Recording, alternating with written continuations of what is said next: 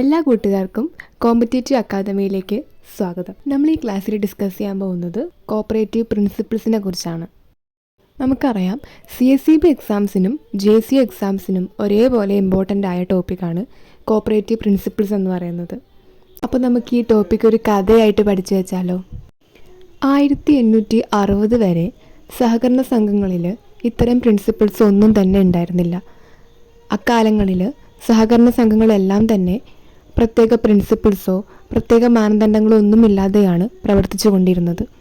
അതുകൊണ്ട് തന്നെ പല സഹകരണ സംഘങ്ങൾക്കും വേണ്ട രീതിക്ക് പ്രവർത്തിക്കാനോ വിജയകരമായി മുന്നോട്ട് പോകുവാനോ സാധിച്ചിരുന്നില്ല. ഇങ്ങനെയിരിക്കെ 1844 റോക്ക്ഡെയിൽ പയനേഴ്സ് എന്ന സഹകരണ സംഘം രൂപീകൃതമായി. ഈ സഹകരണ സംഘമായിരുന്നു കോപ്പറേറ്റീവ് പ്രിൻസിപ്പിൾസിൻ്റെ ആരംഭത്തിന് തറക്കല്ലിട്ടത്. 1844 ഡിസംബർ 21 ഇംഗ്ലണ്ടിലെ ഒരു കമ്പിളി നിർമ്മാണശാലയിലെ 28 തൊഴിലാളികൾ ഓരോ പൗണ്ട് വീതം മുതൽ മുടക്കിക്കൊണ്ടാണ് ഈ സഹകരണ സംഘം ആരംഭിച്ചത്. തുടക്കത്തിൽ ഇതിനും ഒരുപാട് ബുദ്ധിമുട്ടുകൾ ഉണ്ടായിരുന്നെങ്കിലും പിന്നീട് ഇംഗ്ലണ്ട് മുഴുവനും മാതൃകയാക്കിയ ഒരു സ്ഥാപനമായി റോക്ക്ഡെയിൽ ഇക്വിറ്റബിൾ പയനേഴ്സ് സൊസൈറ്റി മാറി. കാലക്രമേണ ഈ സൊസൈറ്റിയുടെ പ്രവർത്തനത്തിന് ചില പ്രിൻസിപ്പിൾസ് കൊണ്ടുവന്ന നന്നായിരിക്കുമെന്ന് ഇവർക്ക് തോന്നി. അതിൻ്റെ ഭാഗമായി 1860 റോക്ക്ഡെയിൽ പയനേഴ്സ് ഇക്വിറ്റബിൾ സൊസൈറ്റി ആദ്യത്തെ കോപ്പറേറ്റീവ് പ്രിൻസിപ്പിൾസ് കൊണ്ടുവന്നു. 7 പ്രിൻസിപ്പിൾസ് ആയിരുന്നു തുടക്കത്തിൽ ഉണ്ടായിരുന്നത്.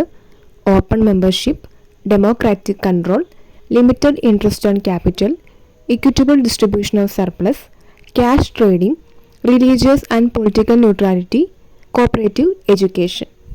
ലോകമെമ്പാടും അംഗീകരിക്കപ്പെട്ടതും വളരെ കാലം നിലനിന്നതുമായ തത്വങ്ങളായിരുന്നു റോക്ക്ഡെയിൽ ഇക്വിറ്റബിൾ പയനേഴ്സ് സൊസൈറ്റീൻ്റേത്.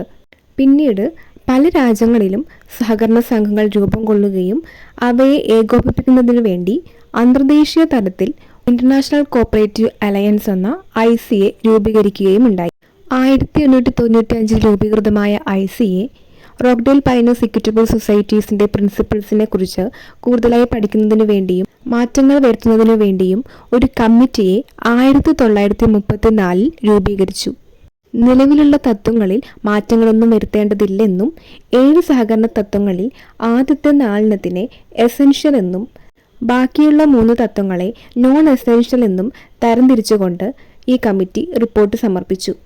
ICA കമ്മിറ്റിയുടെ റിപ്പോർട്ടിനോട് യോജിക്കുകയും 1937 പാരീസിൽ വെച്ച് നടന്ന സഹകരണ കോൺഗ്രസിൽ വെച്ച് അന്തർദേശീയ തലത്തിൽ ഇവ അംഗീകരിക്കുകയും ചെയ്തു. തുടർന്ന് സഹകരണ പ്രസ്ഥാനത്തിൻ്റെ പ്രവർത്തനം വിപുലമായതോടുകൂടെ ഇതിനു വീണ്ടും ചില മാറ്റങ്ങൾ അനിവാര്യമാണെന്ന ചിന്ത വരികയും അതിൻ്റെ ഭാഗമായി 1963 ബോൺമൗത്ത് സമ്മേളന തീരുമാനപ്രകാരം DG കാർവേയുടെ അധ്യക്ഷതയിൽ ഒരു കമ്മിറ്റിയെ രൂപീകരിച്ചു.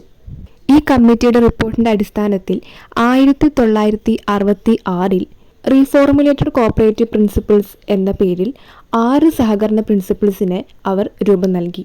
ഇതിൻ്റെ ഭാഗമായി നിലവിലുള്ള 7 പ്രിൻസിപ്പിൾസിൽ ക്യാഷ് ട്രേഡിങ്ങും റിലീജിയസ് ആൻഡ് പൊളിറ്റിക്കൽ ന്യൂട്രാലിറ്റിയും എടുത്തു മാറ്റിക്കൊണ്ട് അതിനു പകരമായി കോപ്പറേഷൻ എമംഗ് കോപ്പറേറ്റീവ്സ് എന്ന് പറയുന്ന പുതിയ തത്വം അവർ മുന്നോട്ട് കൊണ്ടുവന്നു.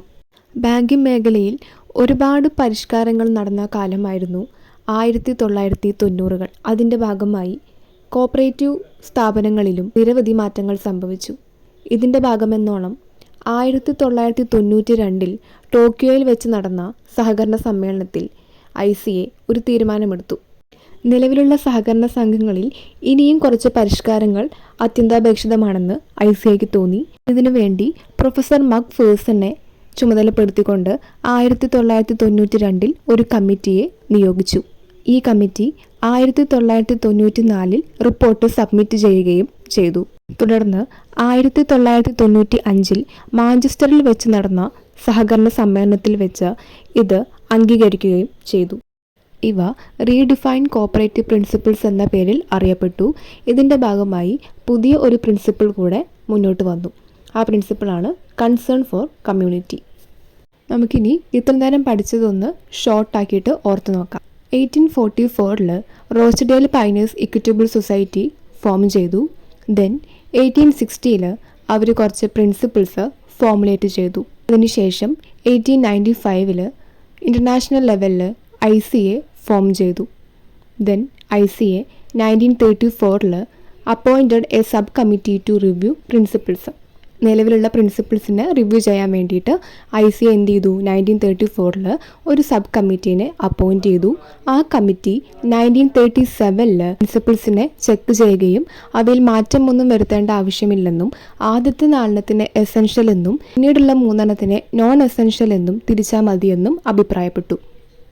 അതിനുശേഷം 1964 DJ കാർവേയുടെ ചെയർമാൻഷിപ്പിൽ ഒരു കമ്മിറ്റീനെ അപ്പോയിൻറ്റ് ചെയ്തു. ദെൻ 1966 റീഫോർമുലേറ്റഡ് കോപ്പറേറ്റീവ് പ്രിൻസിപ്പിൾസ് വരികയും ചെയ്തു. അതിനുശേഷം 1992 മക്ഫേഴ്സൻ്റെ ചെയർമാൻഷിപ്പിൽ നെക്സ്റ്റ് കമ്മിറ്റി അപ്പോയിൻറ്റ് ചെയ്യുകയും ഈ കമ്മിറ്റി 1994 റിപ്പോർട്ട് സബ്മിറ്റ് ചെയ്യുകയും 1995 ഈ റിപ്പോർട്ടിൻ്റെ അടിസ്ഥാനത്തിൽ 7 പ്രിൻസിപ്പിൾസിനെയും അപ്രൂവ് ചെയ്യുകയും ചെയ്തു.